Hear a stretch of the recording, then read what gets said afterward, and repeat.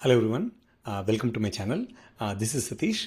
In this video, what we'll look at is various syllabus that exist in India and which ones that are, like how each of these work, right? Because I really did not know even we had so many options. What we will do in this video is, what are the various options and what we have chosen for our kids and how it helped us change the, way we looked at schools, right?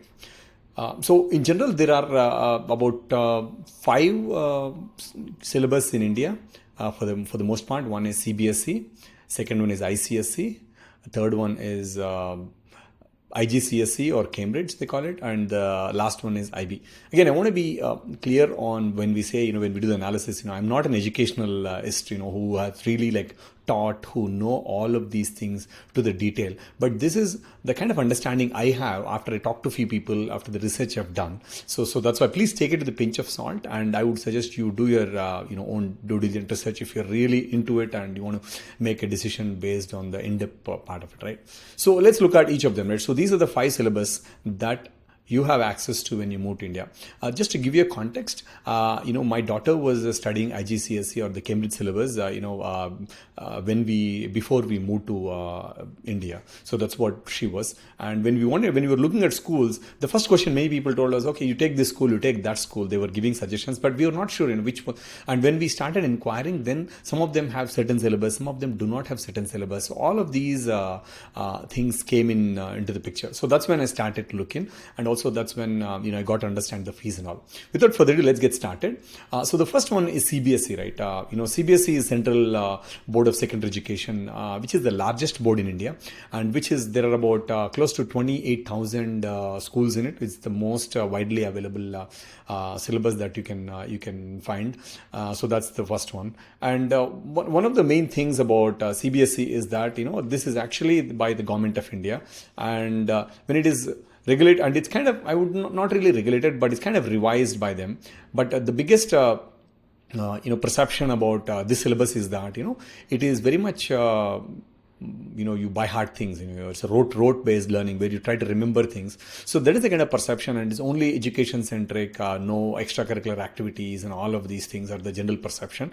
Again, we'll talk about it towards the end, but in general the idea is it's actually the one of the largest board, and there are exams like in 10th and 11th, and if you are looking at higher education for your kids in India, this is the syllabus you should choose. And the reason is because the competitive exams like basically IIT or NEET, whatever, all of these are based on this syllabus. So your child will have challenges if you're going to, if your kids are going to be studying in India.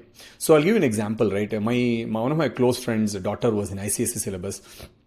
And when she wanted to take some of these exams, basically to get admission to another school for her 11th and 12th grade, she couldn't even crack the exam. She was a top student. She was like top 10, in the state, actually. That's what we told. And because there is a fundamental shift in how the syllabus and the way their assessments are done, all of these things. So that's why, that's the whole thing, right? The kind of flexibility you have with CBSE is, when you say flexibility, the kind of subjects you can choose, all of these are defined. You have science, social, maths, and all of these things. So that way it's kind of fixed. And you also will need to take languages, so English, Hindi, and local language. So that's also a thing. Again, if your intent is for your kid to study in India, I think this syllabus to go. But again, there is the perception or whatever I read is, you are really, it's a road-based learning. But again, it's changing. But it's fundamentally like, if you had studied, I studied in state syllabus, so I can't really speak for CBSE, right? But it has evolved over the last many years, right? So I looked at the syllabus and from the government, and it looked quite comprehensive, right? So the second one is ICSE. That's the second most popular one. It is actually the second largest in India, I would say. There are about 2,750 plus schools in India, and so this is. Even though the name says Indian Certificate Secondary Education, right? It is not really government regulated by government. It's actually by an independent organization. This is equivalent of our Cambridge, right? I would say Indian version of Cambridge syllabus or IGSE. So the biggest difference, in this one versus the CBSE is the amount of subjects you need to study. There is more focus on English. So this had some Anglo origin, that's why there is a lot of focus on English. There are more subjects in it apparently. And also what they say is, there is basically they focus not just on road-based learning. There is more thinking that the student needs to do. So it's definitely challenging for the student to learn, and it's actually good in a good way, right? Much more difficult in CBSE. So that's what I got to know. In terms of options, right? You may or may not find all these good number of schools, because if you're in metros, then it's fine. But if not, there is definitely some restriction on that, right? So if you were to look at in terms of at least what people say is, this is slightly in terms of standards, it's slightly higher than the CBSE. That's what they say, because there's more thinking and more analytical things required.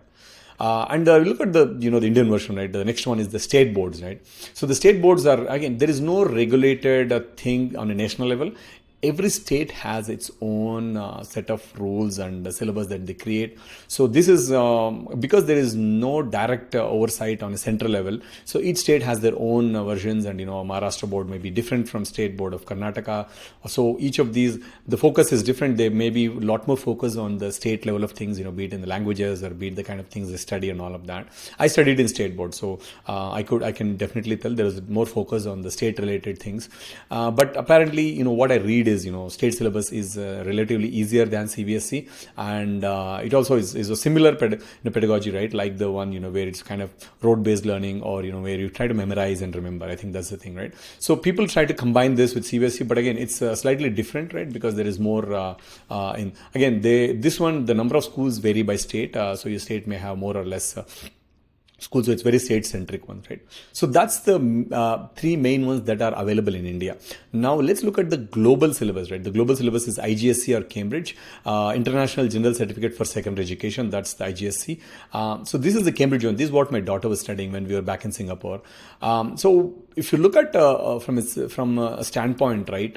The way they say it's globally recognized, right? The syllabus is basically set up by Cambridge. There are a lot more options for students to choose from. Close to 70 subjects, I think, as you progress higher, that's what they say. And also they say there's much more thinking driven and all of that, right? There are some requirement for language, but not always, right? So you probably need English for sure, but other ones are all like not really mandatory. Again, see, I have not really studied. So these are all what I researched online and what I really after talking to a few people. So there could be some, hit and miss here and there. But overall, this is regulated by, like the Cambridge kind of thing. They set all of these. So the things you hear like O levels, A levels, all of these are tied to this, whatever the exams they take. So you can see, what I read is, this is basically slightly more difficult than the rest of the syllabus that we discussed so far, either CBSE, ICSE or state. There is more thinking that the student needs to do, but there are more choices. So that's they need to do on all of these things, right? So that's the deal with IGSC. And so this one, the number of schools are about 100 close to 400 or around 400 plus or so, right? So that's what I've read basically. Again, it's definitely more widely available than IGCSE. Sorry, not IGCSE, so IB. But this is definitely like one of the things. So if you're looking for your student, if you're looking for a kid to go abroad, then this could be something that you could consider. That's the key part, right? So the biggest challenge with these syllabus is it's up to the school how they implement it, right? So there is a lot of flexibility given to the school. So you need to really visit the school, understand how the school offers, and then take a decision from there how they are doing, because there is no set it's not like fully defined. It's up to the I would say the freedom of the school. So how the kind of teachers they get in. So it's going to cost a lot of money as well for the schools to get these teachers to be trained and to kind of implement the things that they outlined. So that is with the IGSC. So the last one is IB, right? International Baccalaureate. So this is a global syllabus as well. And so there are about 130 or odd schools in India. Again, this is also very prominent in metros, right? But again, the biggest difference between this versus this is also very much focused on thinking, more as if you were to rate it, right? So this is apparently, that's what they say, this is the most harder critical thinking, that the student need to. There is a little to less, or less road-based learning kind of thing in this, right? So that's what they say. And the other one, that And they say it's very concept based, it's globally recognized, and it's best for students if you are planning to send your kid abroad. Basically the assessments are also not as rigid as the other ones, right? So that's what they say. So, and it's actually one of the highly preferred ones if you're looking at global education or global universities for your kids, right? So, I mean, all in all, right? I mean, these are the whole list of things, right? So, what we choose for our kid is basically CBSE. And again, I have my reasons for it, right? So first thing is basically, we wanted to pick a school that is closer to us. Second one is I wanted to pick a school that is more, like the kind of pedagogy that I was driven with the values and all of that, right? So, if you look at most of these international schools that have this IB and all of them, they basically tend to focus more on infrastructure and more on extracurricular activities. So which is kind of good and bad. It's a choice that you make, right? So that is one important thing you need to factor in when you are really like looking at the schools, right? So again, the cost of education is also very, very high if you look at IB schools or IGSE schools.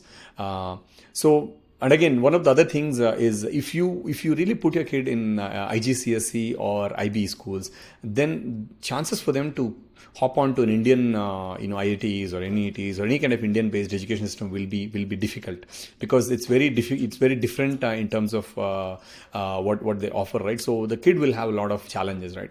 And the second one also is the fees. The fees is significantly higher. You're talking at anywhere from, if you want to go for a good school, right? You are really looking at anywhere from 8 to 10 lakhs or even higher, right? For a year, right? So it could be even higher also. So because if they don't implement that properly, then it's just that it's neither here nor there. Again, our choice was mostly driven by, we choose CBSE because I wanted to give the choice to my kids, when they grow up, that, so if they want to study in India, I don't want them to be like losing out on Indian competitive exams and all of that. So that's one part. And second one also is more or less on the fees aspect as well. And the third one is, we like the school. We wanted it to be the way we grew up and the way we had schools. Again, it's a choice that you have to make. Your kids make the choice for them. So yeah, it's a choice, and that's why we pick it. Also, one thing we had was when we visited the school, we did look at what they're offering. The kind of structure they had and all of that. So unlike the common perception of that, all the CBSE schools, they just focus on education. There are no extracurricular activities. The school that we visited actually had a lot of these covered. Just as you can look at on the screen, right? Apart from what they test, right? This is an assessment report that they provide to us, right? And this is what my daughter is assessed on, right? So there are two aspects to it. One is the curricular, and the second is co-curricular, right? In the co-curricular, they had, my daughter they have yoga, they have games, they have music, they have painting, she has gardening, pottery, name it. She has a lot of things and extracurricular as well. It's not like putting her in a CBSE school, she's missing out on a lot of these things. So one thing you could do is, when you look at the schools, ask all these things and then see how they're doing it. That way you can get the mix of both. So that's what we did, and we're quite happy with this, right? So yeah, so do leave your feedback in comments below, and do your own research, because again, this is based on my analysis and my research, right? There could be some gaps in here. So yeah, thank you for watching. Do subscribe for getting regular updates.